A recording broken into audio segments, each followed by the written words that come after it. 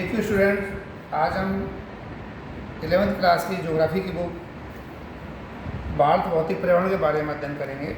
इसका chapter number 3 अपवाह तंत्र के बारे में पढ़ेंगे। आपने वर्षा ऋतु में बहती हुई नदियाँ, नाले, वाहिकाएँ देखी होंगी जो अतिरिक्त जल को बहा करके ले जाती हैं, और ये वाहिकाएँ अगर ना हो और बीच में रुकावट आ जाए तो बहुत बड़ी बाढ़ की स्थिति पैदा होती है। मानसून ऋतु में अक्सर ऐसा होता है। तो हम इंडिया के बारे में पढ़ेंगे आज। इंडिया में जो नदियाँ अनेक स्थानों से बहती हैं, निश्चित वाहिकाओं के माध्यम से हो रहे जल प्रवाह को हम अपवाह कहेंगे, और इन वाहिकाओं के जाल को अगर बहुत बड़ा ग्रुप है तो उनको हम अपवाह तंत्र कहते हैं। क्या आपने शहर, गांव, अपने आसपास कोई नदी है? तो दिल्ली की बात करें तो दिल्ली में यमुना नदी है, तो दिल्ली के पास से होकर के बहती है, आगे जाके यमुना नदी में मिल जाती है। क्या ये बारहमासी है? बिल्कुल, यमुना नदी बारहमासी है। आपके आसपास कोई नदी है, वो हो सकता है मानसून के दिनों में बहती हो, बारहमासी ना हो। दूसरा, आपने देखा होगा कि नदी सदैव एक ही दिशा में बहती है। क्यों बहती है? वो आपकी बनावट जो भूमि की है उस पर निर्भर करता है। कि हम भारत की बात करें तो उत्तर भारत में पहाड़ी एरिया है तो उसमें ढलान को नदी आएंगी, और उसके बाद में धीरे धीरे उत्तर भारत में पूरब को ढलान ज़्यादा है, तो अधिकतर नदियाँ पहले साउथ की ओर मुड़ती हैं और फिर धीरे धीरे पूरब ओर बढ़ जाती हैं और बंगाली खाड़ी मुड़ती हैं। ऐसे हम पश्चिम इंडिया की बात करें, साउथ इंडिया में पश्चिम घाट की बात करें तो पश्चिम घाट पूर्वी घाट की अपेक्षा ज़्यादा ऊंचाई पर है। जब ऊंचाई पर होगा, यहाँ जो बारिश के पानी होगा वो बह करके किधर जाएगा? पूरब पर जाएगा। तो पानी हमेशा पश्चिम घाट में पानी पूरब पर बहता है।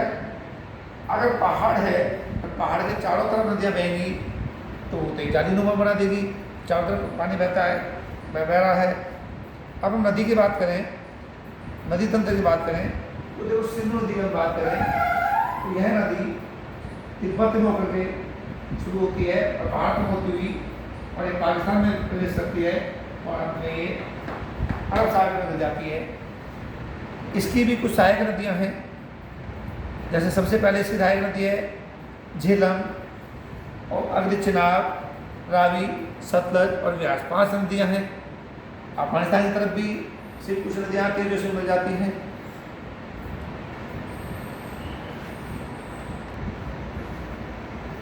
अपवाह तंत्र को हम 3 भागों में बांटते हैं। भारत का जो अपवाह तंत्र है वो 2 भागों में पहले बांटा गया, हिमालय अपवाह तंत्र और प्रादीप अपवाह तंत्र। हिमालय जो अपवाह तंत्र है उसको हम 3 भागों में बांटते हैं, सिंधु नदी अपवाह तंत्र, गंगा नदी अपवाह तंत्र और ब्रह्मपुत्र नदी अपवाह तंत्र। अगर हिमालय अपवाह तंत्र की बात करें तो इसमें बहने वाली नदियाँ पहाड़ों से होकर निकलती हैं। जब ये नदी बहती है तो अपने साथ महाखंड का निर्माण करती है, व्याकारी घाटी बनाती है, युवाकारी घाटी बनाती है और फिर धीरे धीरे ये मैदानों में आ जाती है। जब पहाड़ों से निकलेगी तो साथ में अपने साथ मलबा, पत्थर, कंकड़ आदि बहा कर लाती है और उनका निक्षेपण कार्य मैदानों में आकर कर देती है। या पहाड़ में ढलान कम होता है तो बीच में बड़ी पत्थरों को छोड़ देती है और आगे बढ़ती रहती है। बीच बीच में ये गोखुर झील, गुम्फित वाहिकाएँ आदि बनाती है। तो नदी आगे बढ़ जाती है तो मोहाने के लास्ट में यहाँ ये डेल्टा का निर्माण करती है। तो इसमें हम सबसे पहले हिमालय अपवाह तंत्र में सिंधु नदी तंत्र को लेंगे। संसार की सबसे बड़ी नदी द्रोणियों में से एक है, 11,65,000 किलोमीटर क्षेत्र में ये कवर करती है, और भारत में इसका क्षेत्र 3,21,289 वर्ग किलोमीटर है इंडिया के अंदर। सिंधु नदी सिंगी खम्बान, तिब्बत में सिंगी खम्बान नामक स्थान से निकलती है, और ये यहाँ से निकलने के बाद में पहाड़ी क्षेत्र से, हिमालय पर्वत से निकलने के बाद में तिब्बत से आकर जम्मू कश्मीर में प्रवेश करती है और ये आगे फिर बढ़ती हुई आगे बढ़ती है और लद्दाख में होती हुई बाल्टिस्तान से गुजरती है और लद्दाख श्रेणी को काटते हुए नदी जम्मू कश्मीर के गिलगित के समीप एक दर्शनीय महाखंड का निर्माण करती है। अब आप लोग महाखंड किसे कहते हैं? जब मैदानी क्षेत्रों से यहाँ नदी बह रही है और एकदम से कठोर भाग है और करते करते मुलायम भाग नीचे हो गया है। फिर नदी नीचे गिरती है, इस मट्टी को काटती रहती है और झील नुमा स्थान बना देती है और एक महाखंड का बड़ा निर्माण कर देती है, जो दर्शनीय होता है और कई बार टूरिज्म का काम भी करता है। और पाकिस्तान के चिल्लस के निकट दर्दिस्तान में प्रदेश में ये फिर प्रवेश कर जाती है और ये फिर पाकिस्तान को पानी काफ़ी मात्रा में प्रदान करती है, काफ़ी फसल वहाँ इस पानी से होती है। अब हम बात करेंगे सिंधु की कुछ सहायक नदी। देखिए, सिंधु की जो सहायक नदी है उसमें 5 नदियाँ हैं। मैंने थोड़ी देर पहले बताया था कि झेलम सिंधु की सहायक नदी है। झेलम, फिर आप कहेंगे चिनाब, ऊपर से नीचे की ओर मैं बता रहा हूँ। झेलम हो गया, आपका चिनाब हो गया, इसमें ये मिलती है। फिर आपका रावी हो गया,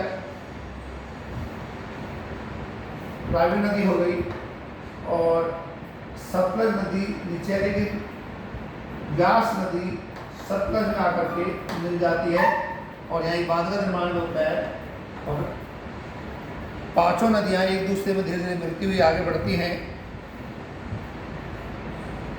झेलम जो सिंधु की महत्वपूर्ण सहायक नदी है, कश्मीर घाटी के दक्षिण पूर्व भाग के पीर पंजाल गिरिपथ में स्थित वेजनाग झरने से निकलती है। पाकिस्तान में प्रवेश करती है पहले यह नदी श्रीनगर में जो वूलर झील है, जो काफ़ी फेमस है, उस वूलर झील को ये भरती है और भरने के बाद में ओवरफ्लो के माध्यम से फिर आगे निकल जाती है और पाकिस्तान की ओर चले जाती है। अब हम बात करते हैं झेलम की, चिनाब की। चिनाब सिंधु नदी की सबसे बड़ी सहायक नदी है। यह चंद्रा और भागा 2 सरिताओं से मिलकर बनती है। चंद्रा और भागा दोनों अलग अलग दिशाओं से बहकर जाती हैं और फिर एक होने के बाद में यह नदी में के रूप में बदल जाती है, जो चिनाब नदी है। उसके बाद में यह नदी पाकिस्तान में प्रवेश करने से पहले 1180 किलोमीटर भारत में बहती है।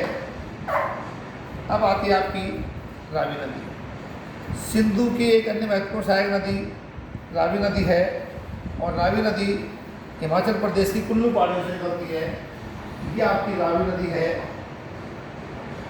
रावी ये कुल्लू पहाड़ियों से निकलेगी हिमाचल प्रदेश की और यहाँ से निकलने के बाद ये आगे बढ़ती है और रोहतांग दर्रे के नज़दीक पश्चिम से निकलने के बाद राज्य की चंबा घाटी में बहती है और पाकिस्तान में प्रवेश करते समय सराय सिंधु को के निकट चिनाब नदी में मिलने से पहले यह नदी जो आपकी पीर पंजाल के दक्षिण पूर्व भाग और धौलाधर के बीच में प्रवाहित होती हुई प्रवेश कर जाती है।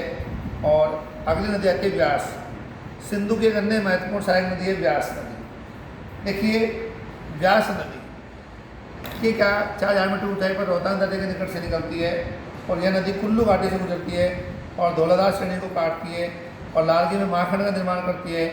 देखिए, पंजाब के मैदानों में प्रवेश कर जाती है और पंजाब में आने के बाद अब आप देखिए आपके हिंदुस्तान को बहुत पानी देती है।